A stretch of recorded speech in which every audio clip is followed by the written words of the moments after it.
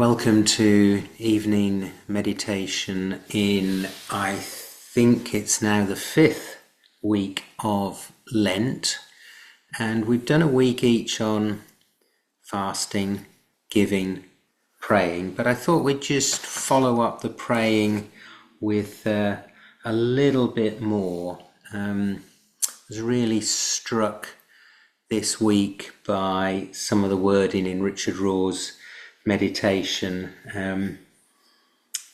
He talks about the time of St. Paul writing when the ruler would have been Caesar, who was probably what we would call today authoritarian, and perhaps there are resonances with what feels like increasing authoritarian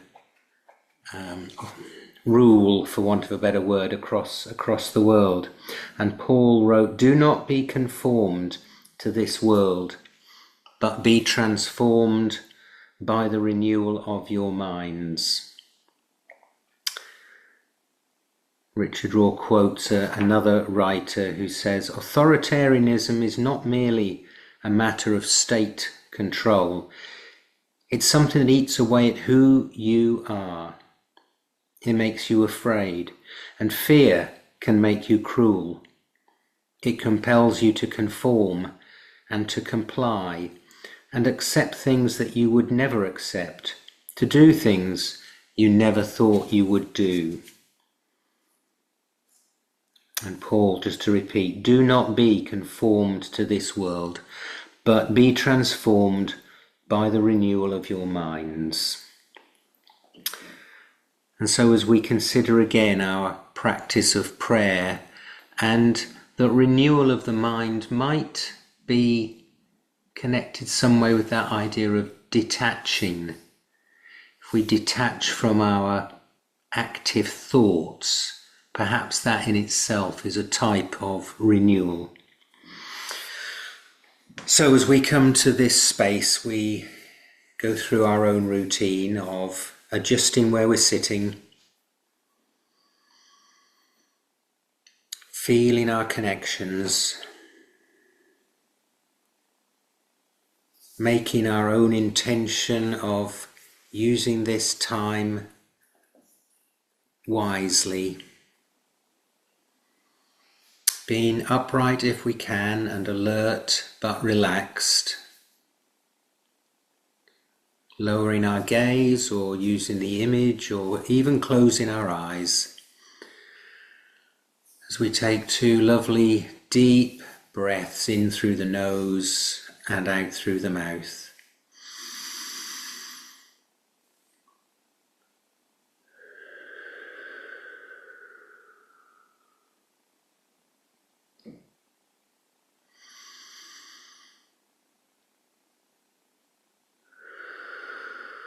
Just those actions in themselves, those 2 breaths, starting to bring us into a quieter place of stillness and silence.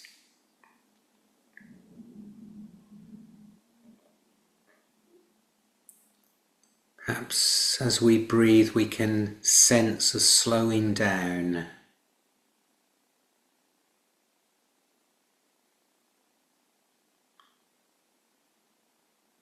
As we bring the focus to the breath,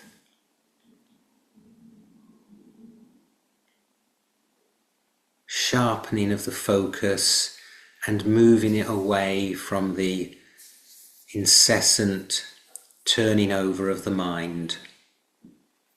In fact, let's not even think about the mind. Let's focus on the breath.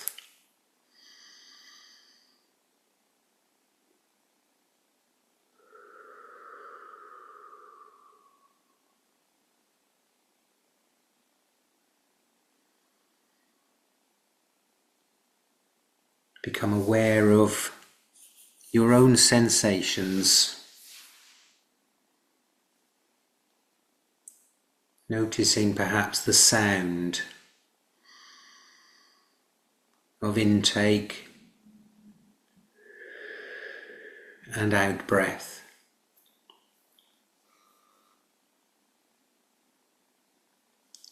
or perhaps conscious of the movement, the rise of the abdomen on the in-breath,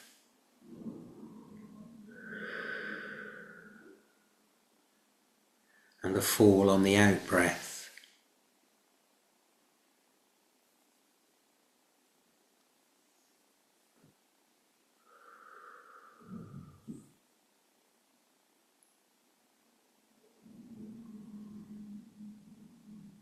Or maybe you have an associated image of a wave gently, the water on the shore gently coming up the beach on the in-breath, and then running back down the beach on the out-breath.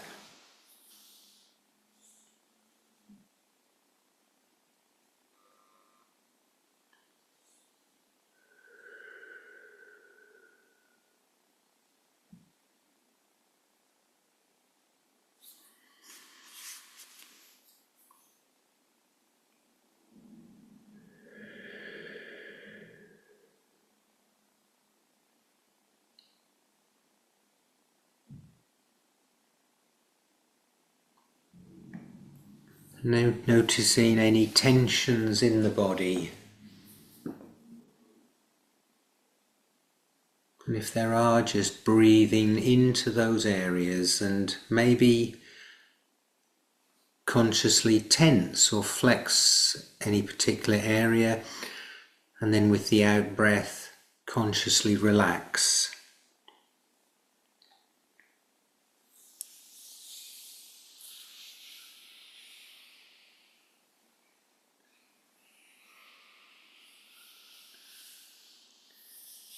Maybe just add a gentle movement of moving your right arm, stroking up your left arm and back down again, and then the left hand stroking up the right arm and down again, and then turning your hands palms up.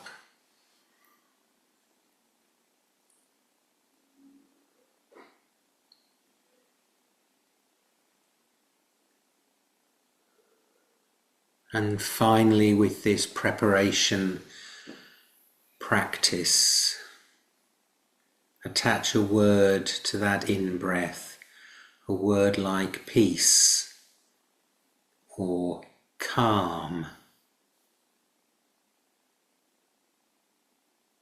or relax.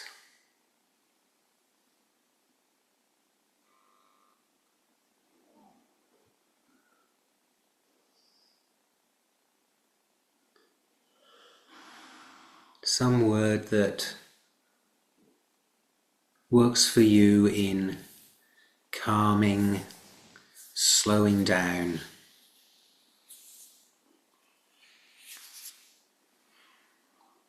And so as you continue with that rhythm, some more words from the writer Sarah Kendzior about authoritarians. She says, authoritarian regimes cannot take away who you truly are. They can never truly know you, and that is your power. But to protect and wield this power, you need to know yourself before their methods permeate, before you accept the unthinkable as normal. She goes on, you need to be your own light. Do not accept brutality and cruelty as normal, even if it is sanctioned. Protect the vulnerable and encourage the afraid. If you are brave, stand up for others. If you cannot be brave, and often it is very hard to be brave, then be kind. But most of all, never lose sight of who you are and what you value.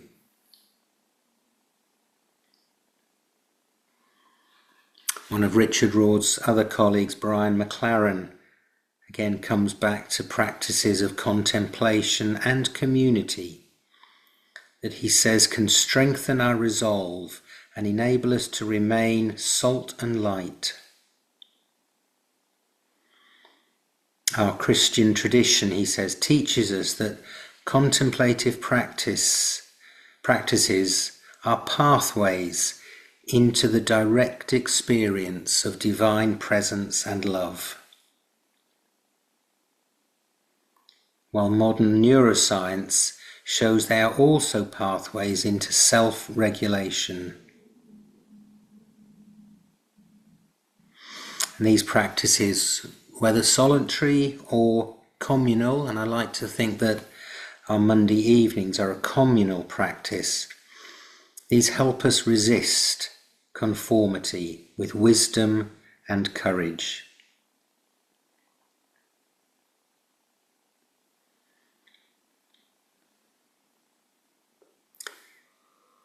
Another colleague, Adam Bucko, says that we must engage not just with what's out there, but with what's within us as well.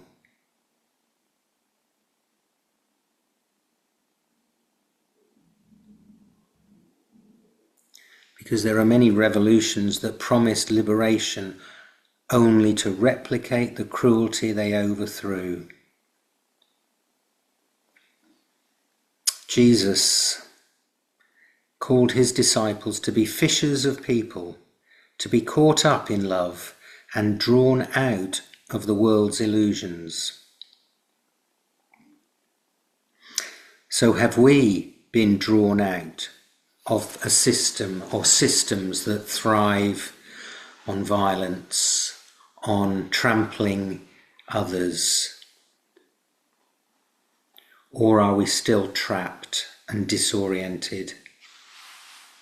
He says we must commit to both inner and outer work. We must say no to violence, no to greed, no to power that exploits and destroys. Because while it may not be in our power to determine how things will unfold in the world, it is in our power to decide how we respond. And as followers of Jesus, we have his words, love always, bless those who persecute you, forgive even the unforgivable, turn the other cheek, not in surrender, but in defiance of violence.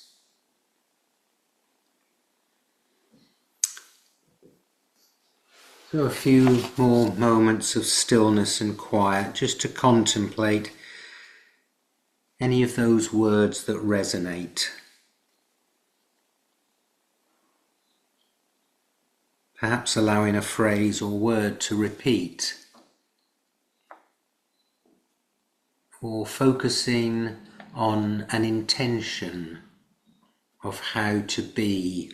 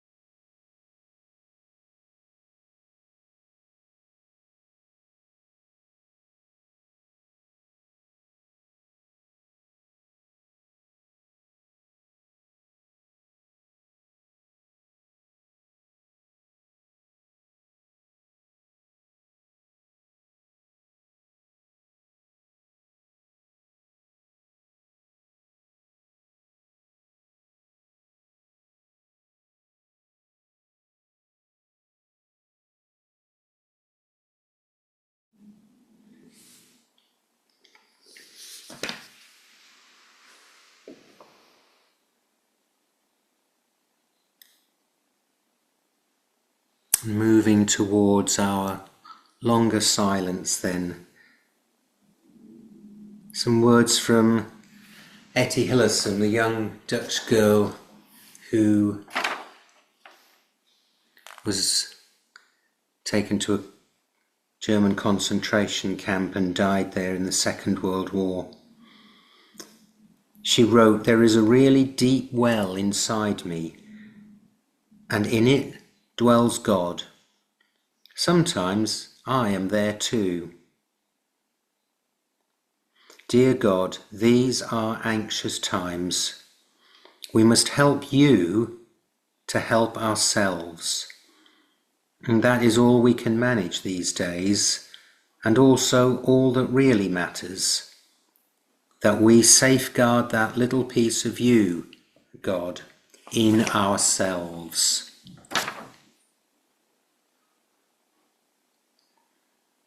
And echoing that, or perhaps Etty Hillesum was echoing Psalm 62.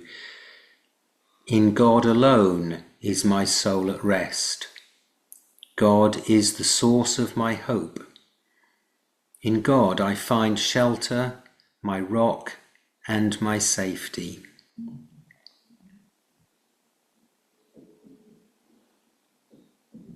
And finally, Richard Rohr, returning that idea of committing ourselves to both inner and outer work, says, "In this time I suggest some form of public service, volunteering, mystical reading from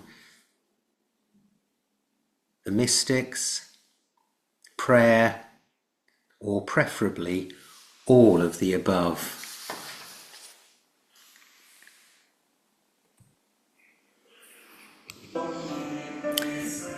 So we move to our longest silence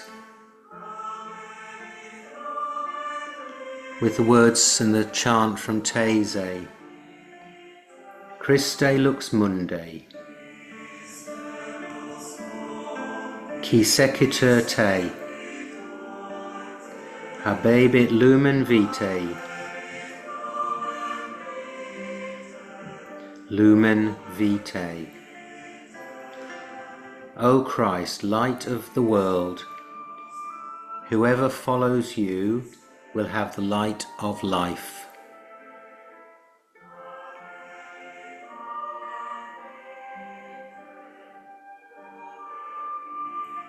Christe lux mundi.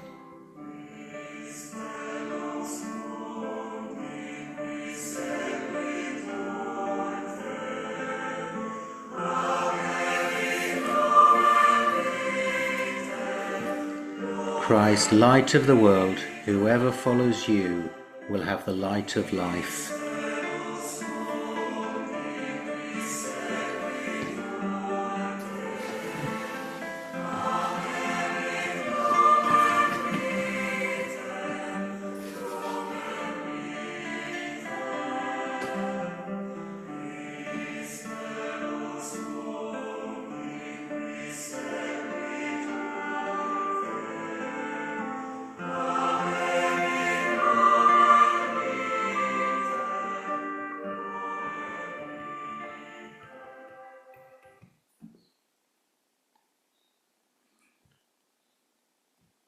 And so to our silence, using it how you will, but perhaps committing to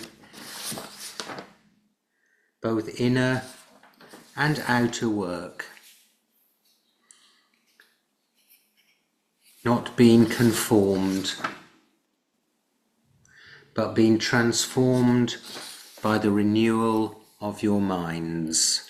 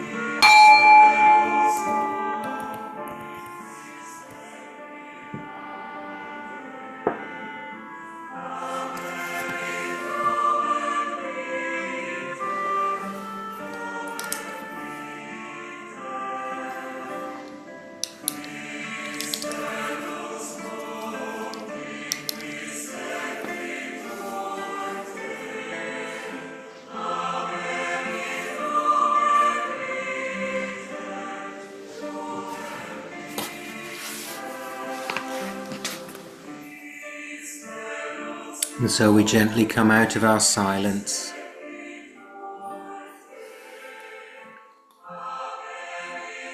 just opening our eyes and gently stretching,